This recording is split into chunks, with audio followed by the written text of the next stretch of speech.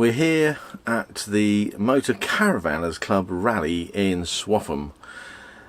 It's a well, we're based on the Swaffham Rugby Club field, and there's about 25 to 30 vans here. I haven't counted, and it's the first time we've been here. We're with the East Anglia group, and they've made us extremely welcome and invited us in to the sort of meet and greet, and made us feel part of the group, and it's our first time with them, so thanks very much for that.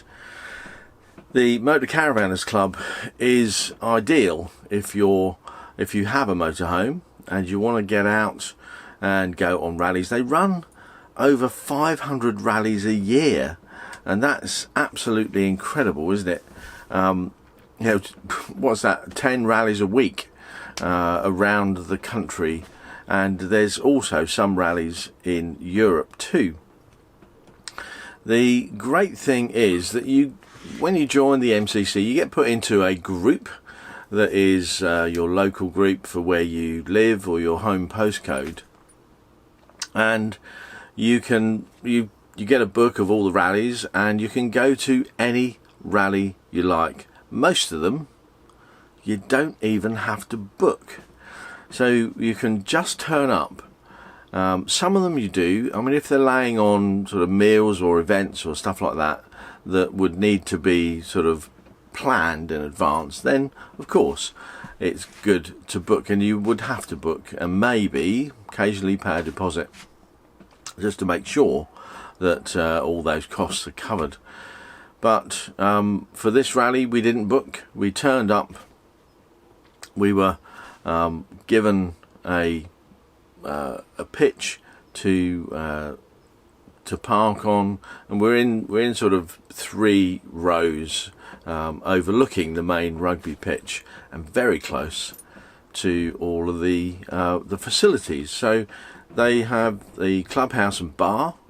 The bar's not open to us as yet. I'm not sure whether it will be, but certainly we've got fresh drinking water fill up that we can use, an Elson emptying point, grey waste disposal, and of course, well, not of course, but the rugby club have allowed us to use the toilets and showers in the clubhouse building.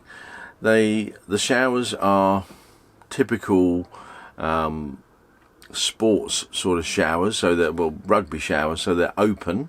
They're not individual cubicles, so there's sort of 8 or 10 shower heads around the wet room, and you can go in there and use them. So best not to be too shy if you want to have a shower in there, because you might meet some other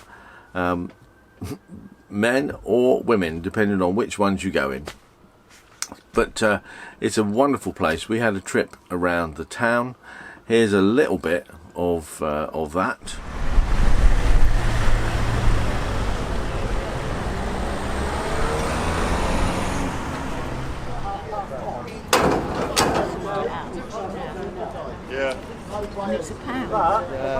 We're here on Saturday. It's a market day, so we've got a little market going on in the background, and surprisingly across the road here, right over there, there was a sort of auction thing going on this morning.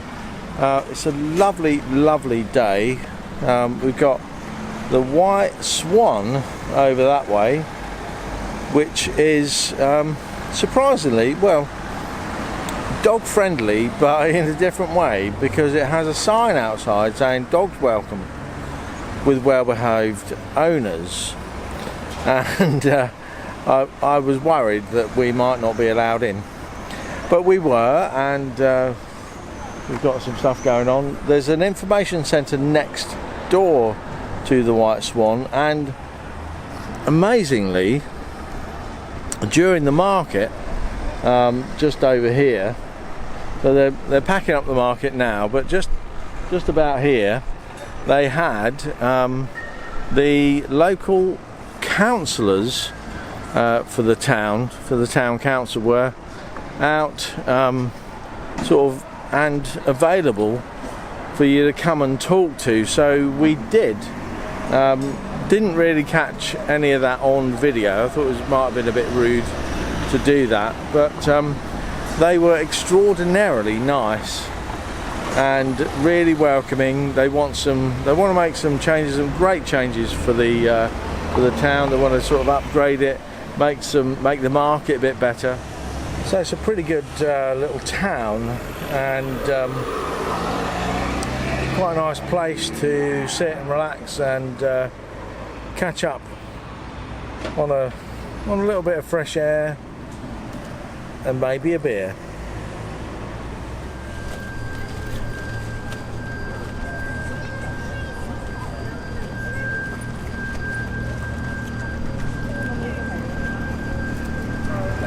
And we're going to have more sort of views of the rugby field and where we are just coming up in a few minutes. So what's been happening over the last week? Well, if you've been watching over the past few months or weeks, you'll know that we've had a massive electrical upgrade using all the Victron equipment and a Sterling Power DC battery to battery charger. Had a few problems with the initial Sterling product that that was fitted for us. We used we ordered the standard DC they suppliers, Onboard Energy, who I can fully recommend, fitted they had one on the shelf, and it was the more expensive IP66, so waterproof unit. That turned out to not be really compatible with what we were trying to do with the sort of the alternator, the smart alternator, and the 200 amp hour lithium battery. But Sterling Power were very amenable, and they actually swapped it over for the unit we should have had. It just took a trip over to Sterling in Worcester, well, just outside Droitwich, and popped in and saw the people in there, and they swapped it over, no problems. Set it up for me before they handed it over, and it was all set and ready to go. All it took was for me to remove the old one, place the new one in, a little bit of a jiggle around, because the new unit that they've given me is a little bit bigger than so it's a bigger white unit, and the old unit was the smaller red one, the waterproof one, which I showed on last week's video. But that's what's been happening over the last week. We've been trying to get on with no hookup at all, and using lots more electricity than we would have done had we had the lead acid batteries and the original inverter. So we're trying to be, how could I say, less careful than we were before with the battery power, because we've got all that monitoring going on. More of that, and I'm going to do a good sort of run through in detail of that a bit later on in this video. But for now, let's give you a bit more of a view of Swaffham Rugby Club, where we're situated, and the MCC rally. This is the rally that we're on. You'll see that we've got quite a few vans around. This is us here, and there's 2, 4, 6, 8 vans that way, and we've got like 3 rows of vans there, and another row for the people that would like to be nearer to the facilities right down the end there. You see we're surrounded by the lovely countryside. It's quite a bright day, a little bit overcast, but let's give you a little bit of a view. There's some happy rugby fans, I think, that live in some houses just along this way.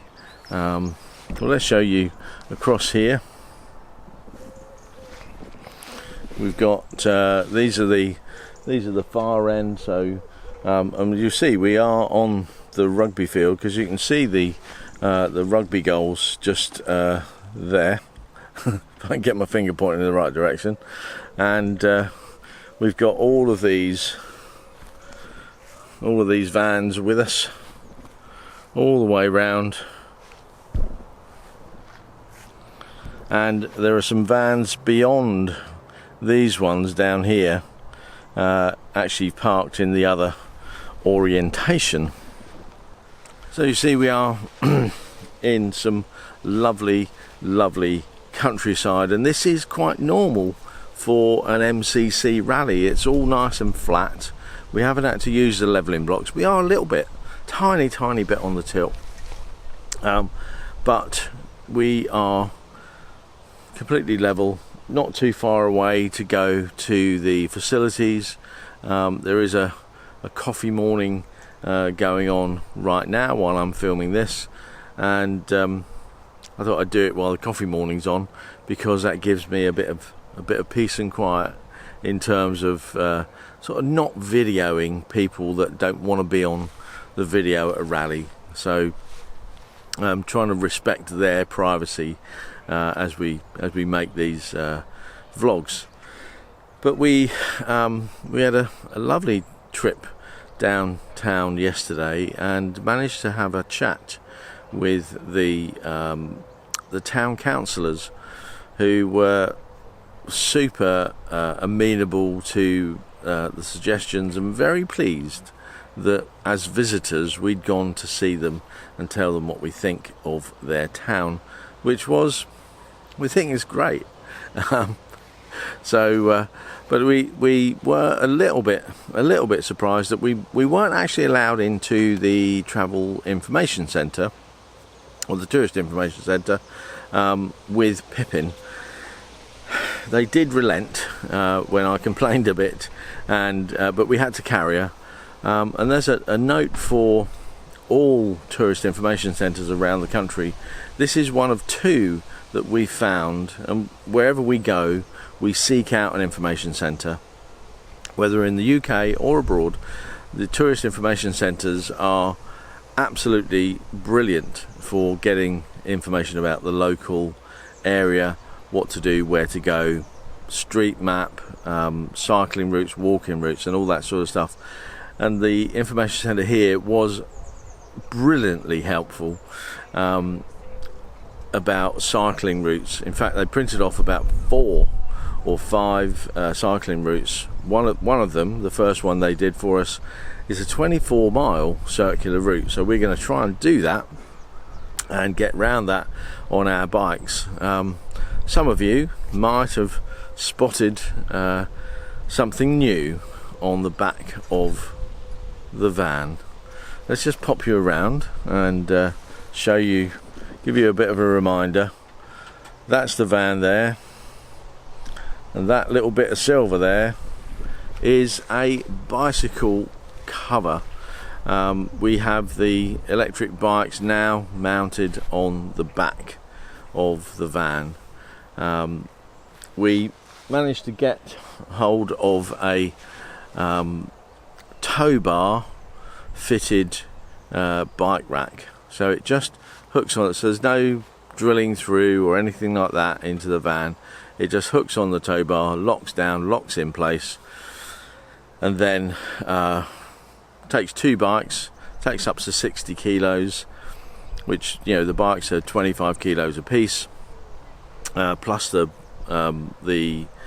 kryptonite locks are about 5 kilos a piece, so there's 30 kilos to go on, and they're all sort of locked in place. So there's a clamp that clamps them on, and I'll show you that maybe in an upcoming video. So the electrics are installed we've had them in for now 2 weeks, isn't it?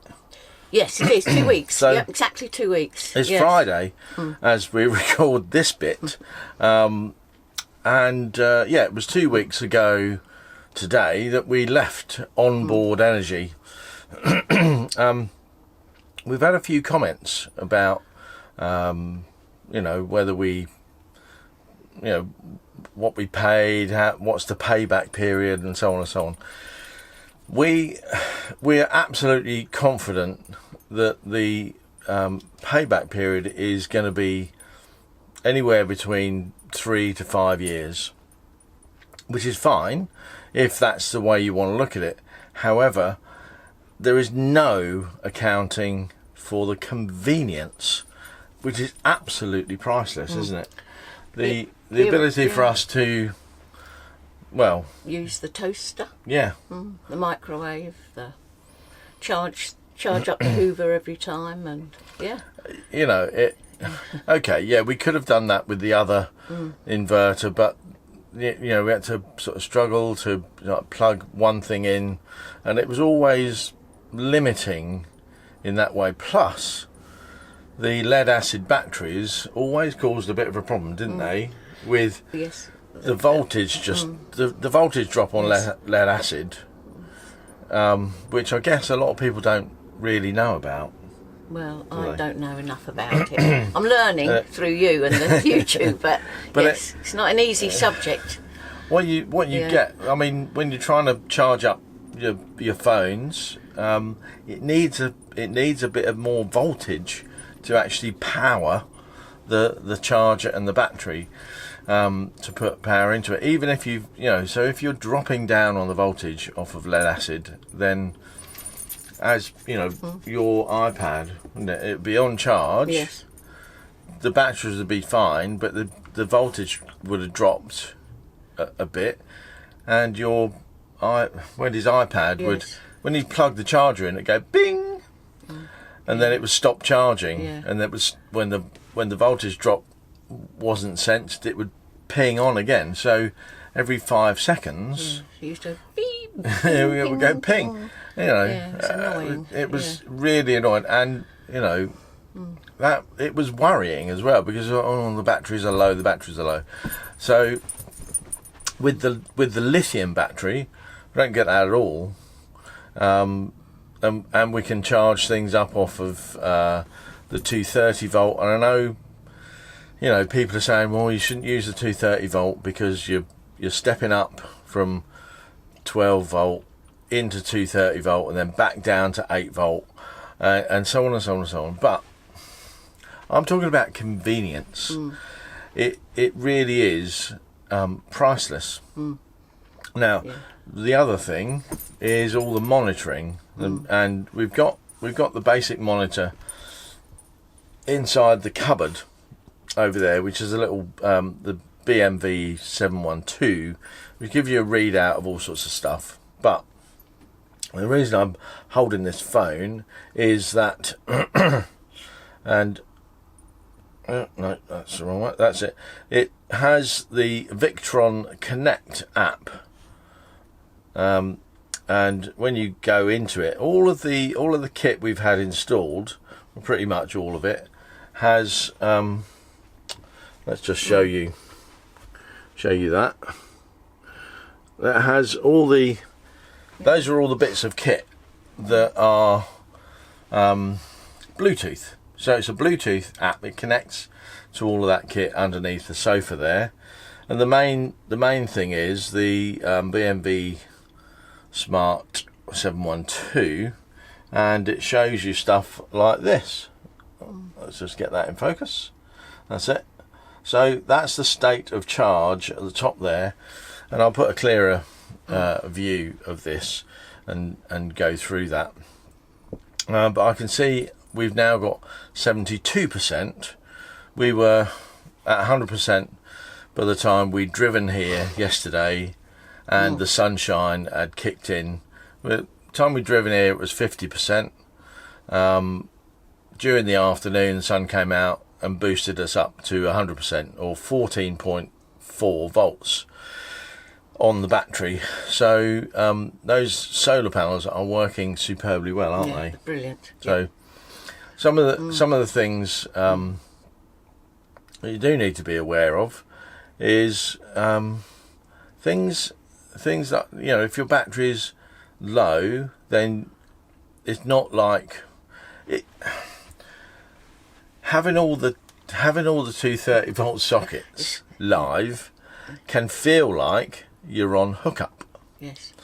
So you can sometimes just forget that and really not, you know, have a more blasé approach to the electric. So before we plug anything or do cooking on the induction hob, we have a little check just in the cupboard to see, you know, and if we're down, we don't really cook on the electric if we're down to about 35%, because the induction hob uses about 1% a minute on full power. It's about, you know, that's a rough thing. So if you want to use it for 10 minutes, you're going to use 10%. And it's easy to check because I just open this and the dial's just there. Look. Well, let's just show you easy. that. And I can see now, it's there you are, 71.8. So if I want to make a cup of tea now. So this is the cupboard that we keep all the stuff in. You've got the two solar charge controllers over there and the battery monitor over there. So let's just zoom you into that bit, and you can see there that it gives you a good readout, 71.8. That will equate actually on the Bluetooth to 72%. But you can sort of flick through these. You'll see that the amount of time we've got left is infinite. So the amount of power we're using and the amount of solar that's coming in, we could sit here forever and the battery wouldn't go any further lower. That's the state of charge. That's the voltage on the lithium battery. That's the voltage on the starter battery, because we got that connected up too. That's the amp usage, but the readout here is a positive figure, so we're actually pushing 1.4 amps into the battery. So that's a calculation of amps in, amps out, and what's left over. Sometimes that'll drop into negative if we're using a lot. So 15 watts is the residue of what we got, and I'm not quite sure what this means. Minus 58.2. I think that's the last discharge calculation, and there we go, back to 71.8%. So if you understood all that, well done you, because it has me struggling. Yeah. So but it's really useful in terms of, you know, being able to use a block of stored power, stored electricity efficiently, and knowing where you are at any time.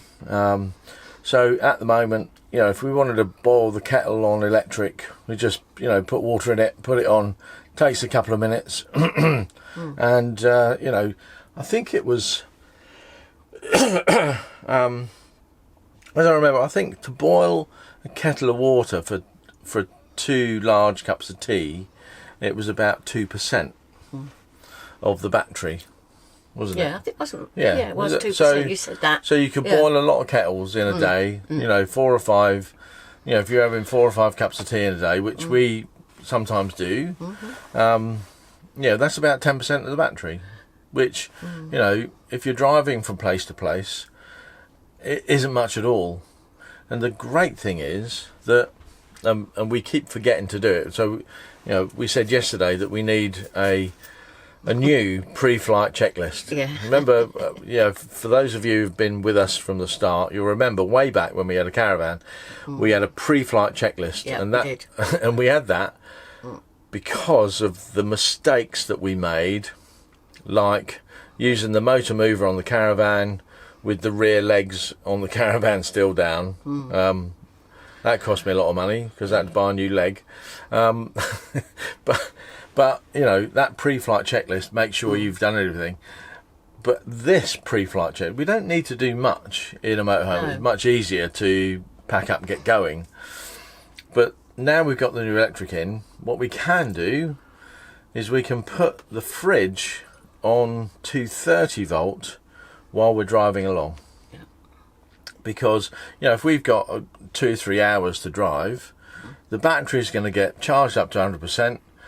The DC battery to battery charger's going to switch off, so it's not going to push any more power in.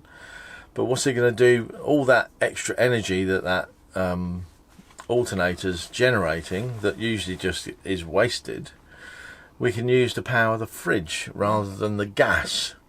Just saves us money because we have to pay for the gas, don't we? It used to just automatically switch over to battery power, but what we found was the 12 volt battery power way less efficient at keeping the fridge cold. Like, it didn't. You know, we'd find when we got to the other end, it wasn't really. No. You know, things at the front of the freezer were like warming up.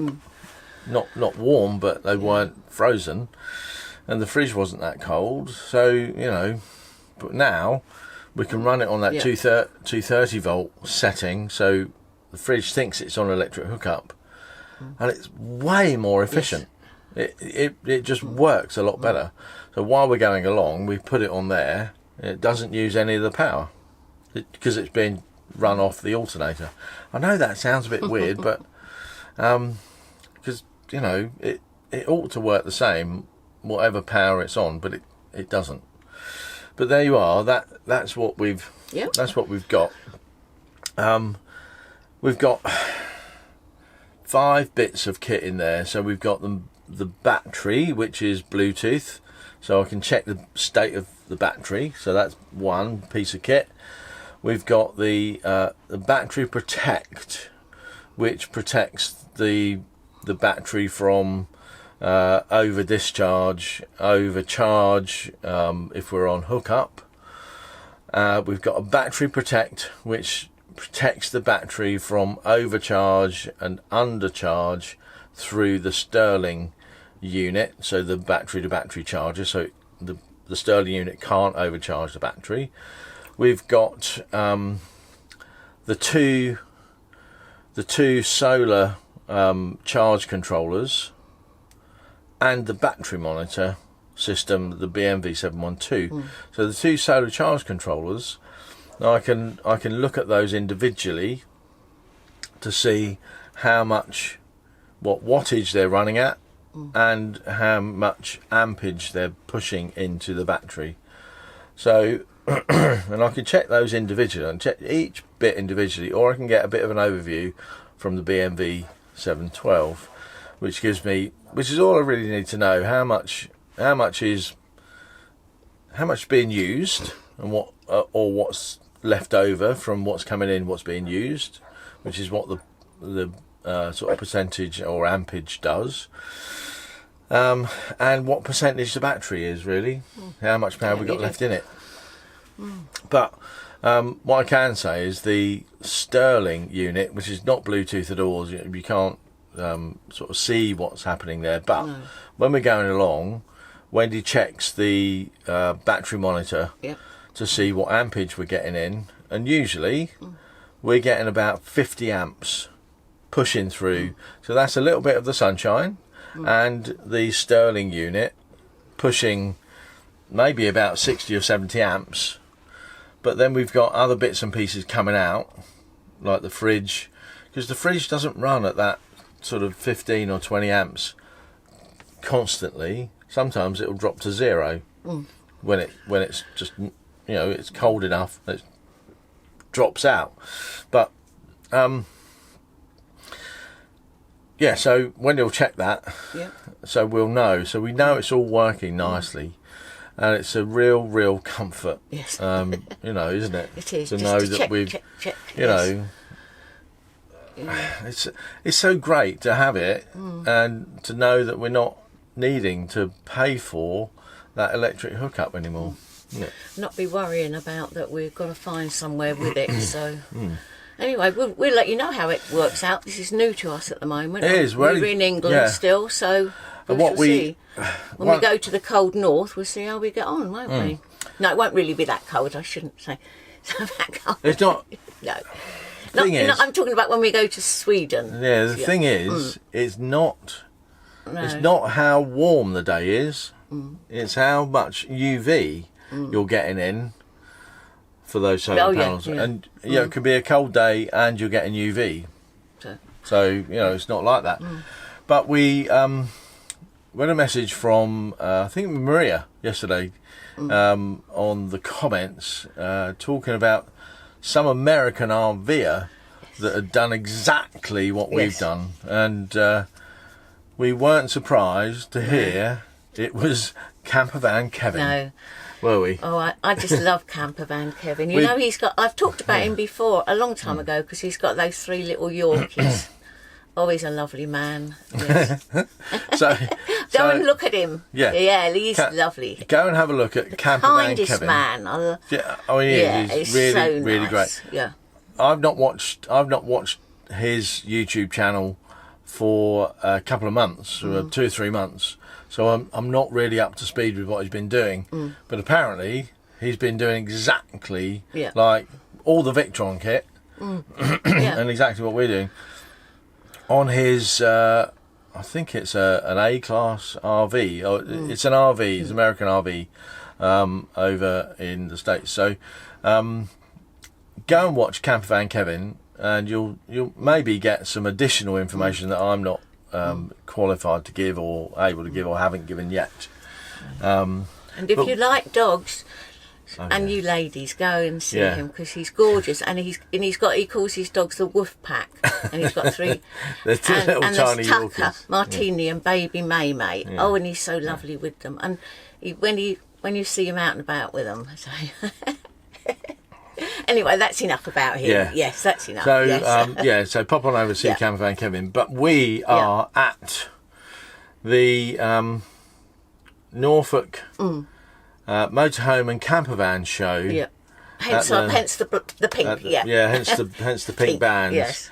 It's we arrived yesterday, Thursday. The show wasn't open, but we're booked on for the camping. So we're here for the full 4 days. We're going to go out to the show today, so if you see us around, if you see us around on Sunday, tomorrow, it'll be tomorrow, Sunday, when you see this. If you see us, please do say hello, and we'll be happy. Yes.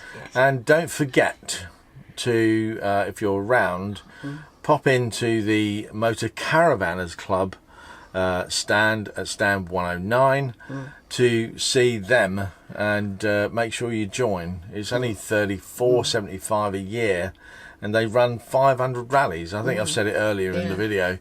Really great rallies. So and they'll give you a free cup of coffee or tea and a biscuit, whatever. So and you can sit down, actually, just rest your legs. So lovely people.